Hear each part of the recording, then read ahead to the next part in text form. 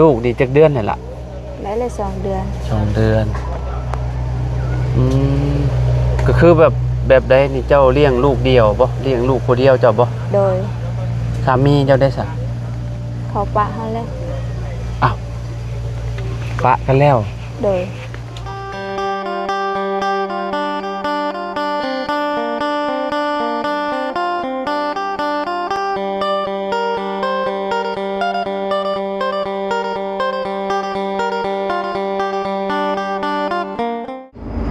สบายดีสวัสดีพ่อแม่พี่น้อง FC เบิร์ดสุขุสุคนเนาะบ่ว่าสิอยู่ในและกระต่างประเทศเด้อพี่น้องเด้อเนาะมาพบมาพอกันเนาะกับเฮาคือเก่าคือเดิมเพิ่มเติมคือมื้อนี้พี่น้องเฮาก็เข้ามาหาน้องคนหนึงเนาะซึ่งเป็นเคสใหม่พี่น้องเนาะก็ไปเบิ่งไปชมนํกันเนาะเคสนี้ก็คือน้องเพิ่นเป็นแม่ห้างพี่น้องเนาะแม่ห้างอายุยังบ่หลายได้พี่น้องเนาะเอาเดี๋ยวเขาไปเยี่ยมยามทำข่าวเพิ่นเนาะถามที่ไปที่มานำกันพ่อแม่พี่น้องเนาะพุ่นแหละอยู่กระต๊อบน้อยเพิ่นพุ่นแหละพี่น้องไปเนาะสบายดีเนาะมาพ่อกับน้องเพิ่นแหละพี่น้องเนาะขออนุญาตเด้อล่ะเด้อพี่น้องเนาะอึ๊บพี่น้องเนาะพี่น้องเนาะอุ้มลูกน้อยแบบนี้เลยนี่เนาะเพิ่นเป็นยังไงล่ะเพิ่นบ่ยอมแบบนอนในอู่บ่ต้องอู่แบบนี้ตลอดบ่เขายอมเอานอนแหละเอาก่อนอื่นก็เนาะอันขอถามชื่อนี่เด้อเจ้าชื่อจังได๋ชื่อเพนชื่อเพ็ญบ่โดยน้องเพ็ญโดยตอนนี้ฮู้อยู่บ่ว่าตัวเองอายุเท่าใด19 ปี19บ่โดยอ๋อโดยพี่น้องเนาะ19 ปีเนาะลูกนี่จักเดือนนี่ล่ะได้เลย2 เดือน2 เดือนก็คือแบบใดนี่เจ้าเลี้ยงลูกเดียวบ่เลี้ยงลูกผู้เดียวเจ้าบ่โดยสามีเจ้าได้ซะเขาปะเขาเลยอ้าวปะกันแล้วโดยเป็นจังได๋คือได้ปะกันน่ะน้องเขาบอกให้เขาเซาสูบยาแต่เขาบ่เซาซะจ้ะเขามาส่งเฮาบอกให้ผัวนี่เซาสูบยาโดยสูบยาสูบนี่บ่เล่นได้ยามาบอกให้เซาก็คือแบบผัวเจ้านี่ติดยาว่าซั่นซะโดยแล้วเพิ่นบ่เซาบัดนี้เนาะโดยบ่เซาแล้วบัดนี้เจ้าเป็นคนเลิกเองบ่มันเพิ่นน่ะเป็นคนเลิกเจ้าโดยแล้วบัดนี้เพิ่นก็มาส่งเจ้าอยู่พี่บ่โดยซ้ำใดผัวเจ้าอายุประมาณไผสิฮู้อายุมันก็บ่ฮู้นั้นลัก20ได้บ่ประมาณ20ปีได้แหละน่าสิได้เนาะโดยไกลบ่บ้านผัวกับบ้านเจ้าไกลอยู่ขออนุญาตถามอันจะไปพ้อกันแบบใดหะล่ะกับเพิ่นเหรอกับผัวเจ้าน่ะจะไปพ้อกันแบบใดไปพอทางเพศนะพ้อกันทางเพศ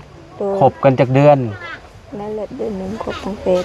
คบกัน1 เดือนทางเฟซแล้วก็มาหากันบ่โอ้ยพี่น้องเนาะแล้วก็ได้แต่งงานกันบ่ล่ะได้ก็คือคอกันไว้ซื่อโดยคำมารับเอาคือผัวนี่มาหับเอาเจ้าโดยคอก็ยังบ่ได้คอบ่คอแล้วแต่ว่ามาหับเอาไปอยู่พุ่นโดยแต่ว่ายังบ่ได้แต่งงานเนาะโดยแต่ว่าครอบผู้เฒ่าเบิดแล้วเนาะโดยพี่น้องเนาะประมาณนี้เนาะที่ไปที่มาก็น้องเพิ่นน่ะปีกายนี่บ่เจ้าไปอยู่กับผัวเจ้าจะอยู่กันจักปีแหละได้ละปีหนึ่งเนาะไปอยู่ปีหนึ่งแล้วก็มี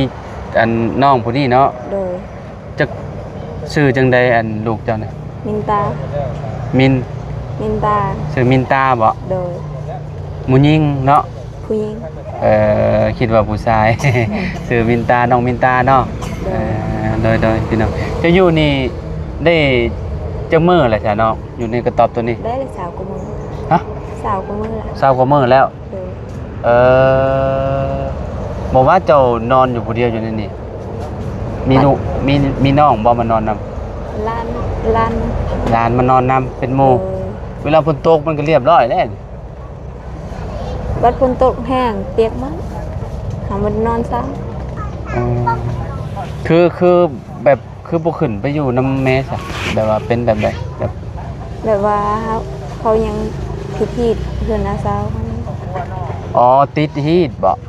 พิธียันพิธีเขา ยันปิดฮีทเนาะ โดย ก็คือแบบเพิ่นจ้ำเอาแล้วแม่นบ่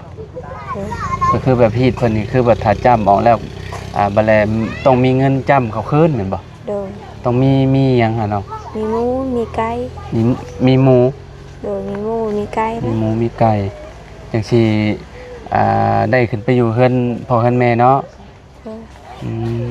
บ่แม่นเฮือนพ่อเฮือนแม่หาเฮือนอาสาวซ้ำเฮือนพ่อแม่เฮา เอาพ่อแม่ไปใช้ซะ หมดเขาปะกัน พ่อกับแม่ปากัน เลยแม่ข่อยก็ไปเอาผัวใหม่แล้วพ่อข่อยก็ไปเอาเมียใหม่ เอ้าปัจจุบันนี่คือแบบเจ้านะอาศัยอยู่นำ นาซา น้าสาวเจ้า โดย พ่อกับแม่เจ้าแยกทางกัน โดย เพิ่นไปมีครอบครัวแล้ว โดย ต่างคนต่างมีครอบครัวแม่นบ่ โดย เจ้าปัจจุบันเจ้าอาศัยอยู่นำเพิ่นนี่เนาะ โดย น้องจะได้สาระเนาะ เฮาบ่มีน้องมีแต่เอ้ยเฮาหมดเอาผัวแล้ว เจ้าจะคน สอง 2 คน โดย เจ้านี่เป็นคนที่3 โดย ก็คือมี3พี่น้องเนาะ โดย อืมแต่พ่อและพี่น้องเพิ่นจึงขึ้นอยู่นำเพื่อนอันแม่เพิ่นบ่ได้เนาะ โดย พี่น้องเอ้ยเพราะว่าเพิ่นอาศัยอยู่นำลาวเนาะ โดย อาศัยอยู่นำเพิ่นนี่จักปีแล้วเนาะอยู่นั่นนี่ แต่น้อยหา แต่น้อยเลยเนาะ โดย จนน้องจนน้องเพิ่นเพิ่นไปมีครอบครัวพี่น้องเอ้ยไปมีครอบครัวมีนี่แหละมีผัวแหละเนาะแล้วก็ผัวบ่ดีเนาะผัวติดยุงติดยาแล้วก็จำเป็นต้องเลิกลากันเพราะว่าถ้าบอกบ่ฟังแล้วก็เลิกกันเนาะ โดย เว้าดังๆก็ได้เด้อน้องเด้อเนาะ เด้อ บางทีแบบเวลาอ้ายเอาไปเอาคลิปลงเนี่ยยันมันเสียงมันบ่ค่อยดังหั่นน่ะเด้อ โดย เจ้าบ่ต้องย้านดอกเด้อ โดย ทางสมัยก็อยากนี่แหละอยากซอยเนาะ เด้อ ทางน้องเพิ่นก็โอ้ยพี่น้องเอ้ยเนาะลูกเจ้ากินนมเจ้าเองบ่ เฮาบ่มีเงินซื้อกินนมเฮาเอง กินนมแม่ดีที่สุดแล้วเนาะแต่มันก็สิยากเวลาเฮาจะไปเฮ็ดเวียกเฮ็ดงานนั่นแหละเนาะ โดย เฮาต้องได้หอบลูกไปนํนะพี่น้องคันว่ากินนมผมก็สิดีไปอีกแบบนึงครับก็ฝากนํคนอื่นได้เนาะ โดย คันว่าเฮาไปเฮ็ดเวียกเฮ็ดงานนะพี่น้องเอ้ยเนาะโอ้ได้ลูกผู้เดียวเนาะ โดย ก็ได้โอ้พี่น้องเอ้ยเนาะต้องอุ้มไว้แบบนี้ตลอดเลยเนาะคันว่าวางเพิ่นแล้วเพิ่นงอแงมบ่เพิ่นให้บ่ โดย กลางคืนได้ซะน้อง กลางคืนเขาไม่ให้ กลางคืนบ่ได้ให้เจ้า เด้อ เอานอนอู่ทางหลังเจ้านี่บ่ โดย อืมโอ้ยพี่น้องเอ้ย นี่ เนาะ เขา อู่นี่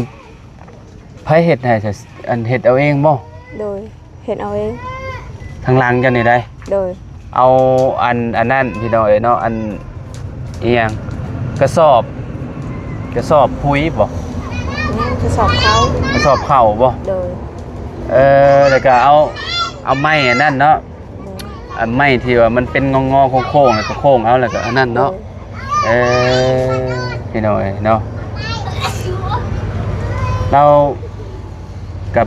แข็งแรงดีอยู่ว่าลูกเจ้า เสียงแหงดี อืมบ่ค่อยได้เจ็บป่วยหรอกว่า มี ดีแล้วเนาะ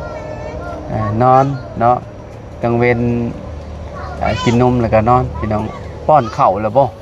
เขากินแล้วหางเมื่อกี้แล้ว เว้าลูกเจ้าน่ะป้อนข้าวแล้ว โดย ป้อนเพิ่นเรียบร้อย โดย คือแบบเขตแถวนี้เวลาลูกให้แล้วเพิ่นสิป้อนข้าวได้พี่น้องเนาะประมาณเดือน2 เดือนก็ป้อนข้าวแล้วเนาะอยู่บ้านอ้ายน่ะ6 เดือน แบบสมค่อยบุมีเงินซื้อเขาให้มันกินแบบ ว่า6 เดือนแบบ จังเอาป้อนอันเข้าเพิ่นหั่นน่ะมีแต่ให้กินแต่นม ร้านซุมข่อยก็นี่แหละ เลี้ยงอันลูกอันสมัยใหม่ก็สิให้กินแต่นมก่อนพี่น้อง6 เดือนไปจะป้อนข้าวเนาะเพราะว่ากระเพาะเพิ่นยังน้อยเด้แต่เขตแถวนี้แบบเพิ่นใหญ่บ่ได้ใหญ่ดอกพี่น้องออกมาจากอันท้องแม่แล้วก็สิป้อนข้าวเลยแม่นบ่ โดย เพิ่นให้แต่บ่จักแนวยั่วเนาะ โดย คิดว่าเพิ่นอยากข้าวอย่างเดียวเนาะ โดย แล้วก็ป้อนข้าวพี่น้องเอ้ยเนาะลูกอ้ายก็ป้อนหลังจาก6 เดือนไปก็จังป้อนข้าวกินนมตลอดพี่น้องเอ้ยเนาะไผจะปลุกกระต๊อบมันนี่ให้เนาะ น้าสาว น้าสาว โดยน้าสาวกับน้าบ้าวปลูกให้ เพิ่นปลุกให้อยู่เนาะ โดย ทีมงานข่อยมีไผแต่เขามาหาผู้จักอยู่บ่ มีแต่บ่จันฮะ บ่าวจันทร์ โดย ไผเมื่อกี้นี่ บ่ฮู้ บ่าวหยังเราได้บอกชื่อเจ้าอยู่บ่ บ่ ฮะ บ่ บอก บ่ได้บอก บ่ได้บอก โดย อันนั้นบาบุญสารวัตรเด้อนะเด้อ เด้อ เออ ยันแบบมาธนาแล้วยันแบบบ่จื้อชื่อเด้อทางง่ายก็เบาลาวสตูดิโอเด้อ โดย ห้องเบาลาวก็ได้เด้อ โดย พี่น้องเอ้ยเนาะเดี๋ยวสิมีหลายคนแน่นอนเขามาหาเจ้านะเด้อทางน้องเพ็ญเนาะชื่อเพ็ญเนาะพี่น้องเอ้ยเนาะหากันมา3 คนเนาะ โดย เบาจันทร์คนแรกแล้วก็เฮาแล้วก็เบาบุญพี่น้องเอ้ยเนาะต่อไปก็อาจสิได้เห็นหลากหลายคนเข้ามา โดย เด้อบ่ต้องญาติเด้อน้องเด้อ โดย พี่น้องเอ้ยเนาะก็อีต้นน้องเพิ่นพี่น้องเอ้ยเนาะแบบว่าเวลาฝนตกแห้งๆนี่เขาคิดว่ามันต้องสาดเขาแน่นอนเลยเนาะจะอยู่สิฮอด20มื้อแล้วแม่นบ่อยู่นี่ โดย อันอยู่ในกระต๊อบนี่ได้ โดย มื้อฝนตกเจ้าไปอยู่ไส ลบพุ่นอยู่ตาราง ไปหลบอยู่กองตารางนั่นเฮือนละพุ่น โดย มันนำบ่อยู่ได้อนี่เนาะมันเปียกบ่ได้นี่เนาะ เปียกเหมือน เจ้าเฮ็ดอยู่เฮ็ดกินน้ำไผซะน้ำอยู่น้ำลาวบ่ โดย แต่ว่านอนอยู่พี่ โดย แต่ว่าเฮ็ดกินน่ะกินนํกันได้แม่นบ่ แม่นเฮายังขึ้นเฮือนบ่ได้แต่ อ๋อยังขึ้นเฮือนบ่ได้ซื่อๆเนาะ โดย แต่ว่านั่งกินข้าวนั่งกินนํกันได้เนาะ โดย ติดแต่นี่แหละพี่น้องเรื่องขึ้นเฮือนกันชานนี่แหละเนาะแม่ห้างพี่น้อยเนาะแม่ห้างลูกหนึ่งเราก็ได้โอ้ยเนาะก็บ่คิดบ่ฝันว่าสิได้หย่าห่างกันไว้เนาะกับ โดย ผัวเนาะ โดย ติดหมู่ติดคู่นะหมึงน่ะมานี่เนาะผัวเจ้าเนาะ โดยเขาติดหมู่ติดคู่สูบยาแล้ว อืม ติดยาแล้ว ติดแต่ก็เห็นซีเถื่ออะไรคอย เจ้าเห็นกับตาเลยบ่ โดย ตาถือเหล้าลิ้นยาหาได้ โดยคอยบอกเล่าบอกสาวๆสูบยาหา อืม เจ้าก็มีลูกมีเมียแล้ว อืม คอยบอกมันก็บ่ฟัง อืม เราก็ไปส่งคอย เราเคยลงมือบ่เราเคยตีเจ้าอยู่บ่ บ่ บ่เคยเนาะ โดย แต่แบบบ่ฟังอันเรื่องอันนี้เนาะ โดย เรื่องลิ้นนี่เนาะลิ้นยานี่เนาะ โดย ไปอยู่พุ่นก็อยู่นำเมียย่านี่บ่หรือว่าออกต่างบ่หรือว่าได เราก็บ่มีพ่อบ่มีแม่คือกัน ฮะ เรา พ่อ อยู่ เจ้าบ่มีพ่อมีแม่คือกัน โดยเราอยู่นำนาซา เออต่างคนต่างบ่มีเนาะ โดย ก็คือพ่อแม่เจ้าเป็นคนบ้านนี้บ่ แม่นบัดตะแฮ บ้านตาแฮ โดย เออ แต่เราแยกทางกันข่อยก็เลยอยู่นำนาซาบ้านน้องแดง ตั้งแต่อันเจ้าอายุจักปีเพิ่นแยกทางกันพ่อกับแม่ ไปฮู้อายุตั้งแต่น้อยค่ะ ตั้งแต่น้อย แต่น้อย ประมาณจักปีกะว่าเจ้าประมาณได้บ่5-6 ปี ได้ละประมาณนั้น เจ้าน่ะจื้อความได้อยู่ ประมาณแต่5 ปีผู้อยู่นำ เจ้าจื้อได้อยู่บ่พ่อกับแม่เลิกกันหรือว่าบ่จื้อ ไปฮู้ บ่จื้อปานใดเนาะ โดย ตั้งสำนั่นเนาะ โดย อายุประมาณ5 ขวบเนาะ โดย เพราะชีวิตเราก็ถือว่าแบบอีต้นเราคือกันได้พี่น้องเนาะแบบ ที่นี่ก็เป็นที่ของนาสาวเนาะนาสาวแบบเพิ่นอันนี้ให้อยู่พี่น้องปลูกกระต๊อบของพ่อของแม่ก็พอมีอยู่บ่ ของพ่อ อยู่บ้านตาแห่ แม่เฮาอยู่บ้านตาแห่พ่อมีอยู่ พอมีบ่ได้ปลูกเรือนปลูกชานได้อยู่บ่ อยู่บ้านตาแห่ค่ะ อืม ก็ได้ เอ่อ แต่เฮามาอยู่นำเช้าเฮาบ่อยากกลับแล้วอยู่พุ่นเฮาอยากอยู่แล้วนำพ่อแม่เฮาพ่อเฮาก็เอาเมียใหม่แม่เฮาก็เอาผัวใหม่ ต่างคนต่างมีใหม่บ่ติ โดย มีเจ้ากับอันเพิ่นไปมีครอบครัวใหม่เพิ่นก็ต้องมีลูกแล้วเนาะมีลูกมีเต้าแล้วเนาะตอนนี้ก็มีแล้วบ่มีจักคนแล้วพอฮู้อยู่บ่ ผัว พ่อแม่น พ่ พ่ อ อ เก่าค่ะ แม่นพ่อเจ้านะ ได้แหละ7คนนะ มีลูก7คน โดย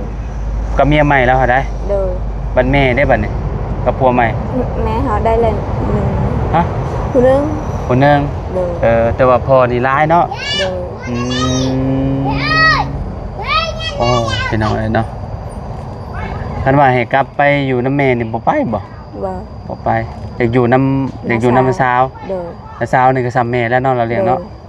เออเจ้าก็คล้ายๆคือลาวเนาะกินนี่เฮาได้ร่วมกับลาวอยู่เล็กๆน้อยๆพี่น้องทางแม่จักเราชื่อจังได๋บ่ เขาก็ฮู้กันชื่อลาว เราชื่อแม่หยัง ชื่อแม่เห็น ฮะ ชื่อแม่เห็น เห็น